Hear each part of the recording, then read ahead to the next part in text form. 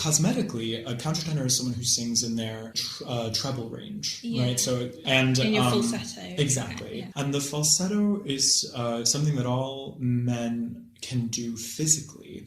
And as I understand it, it's sort of if your vocal folds are like train tracks running parallel to each other that touch and run perpendicular to your sort of erect body, in the throat, you're physically pinching them in the middle.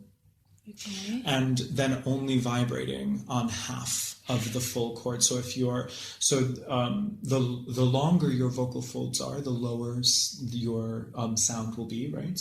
Okay. That's why a bass will have longer folds than tenor. And a countertenor, the falsetto is actually sort of falsely shortening your folds and only vibrating on half of them. And if you are able to technically and physically vibrate and resonate on half of those folds in a beautiful way, then you are sort of viable as a countertenor singer. Wow.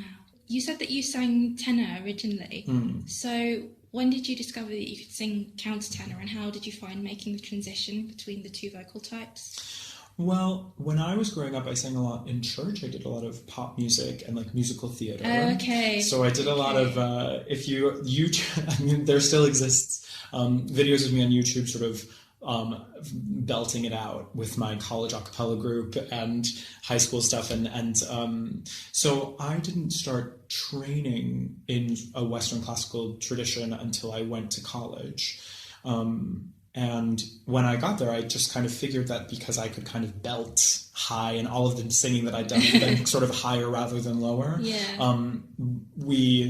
My vocal teacher and I sort of looked at tenor repertoire as much as you can sort of classify any 19-year-old singer. And the longer I did it, my dear teacher and my mentor, Adriana Zabala, kind of at some point took me aside and said, Patrick, I think that you should really take on a music education degree because we're not sure how viable your singing voice is.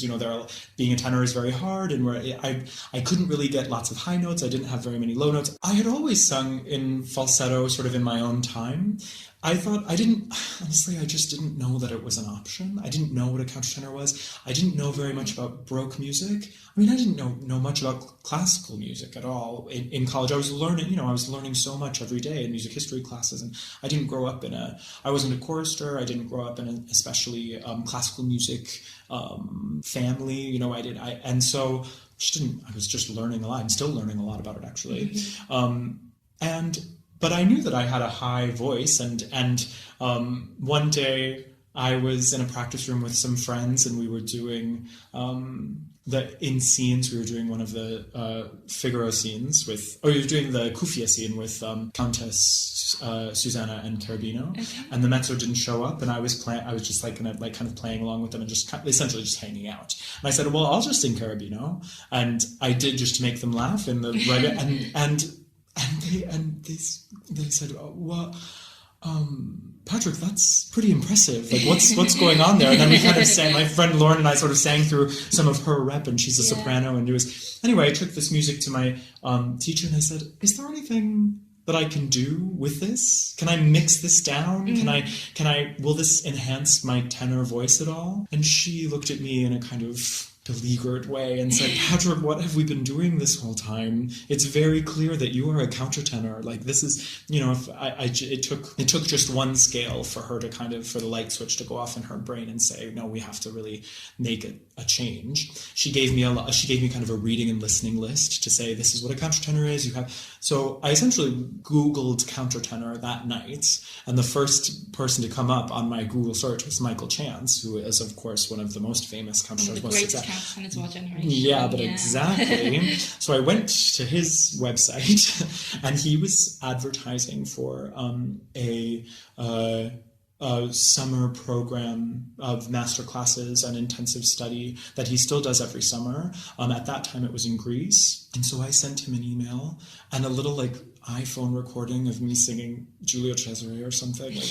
Literally the third time I'd ever sung as a countertenor before in a practice room at the University of Minnesota.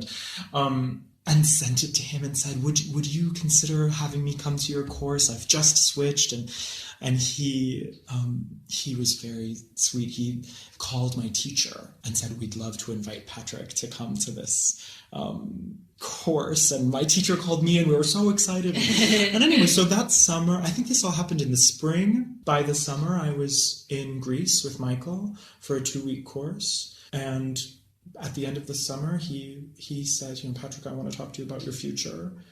Are you considering a master's degree? Are you me to audition for the Royal Academy? The next year, I flew to London. I auditioned for them in person and was offered a place on the master's program.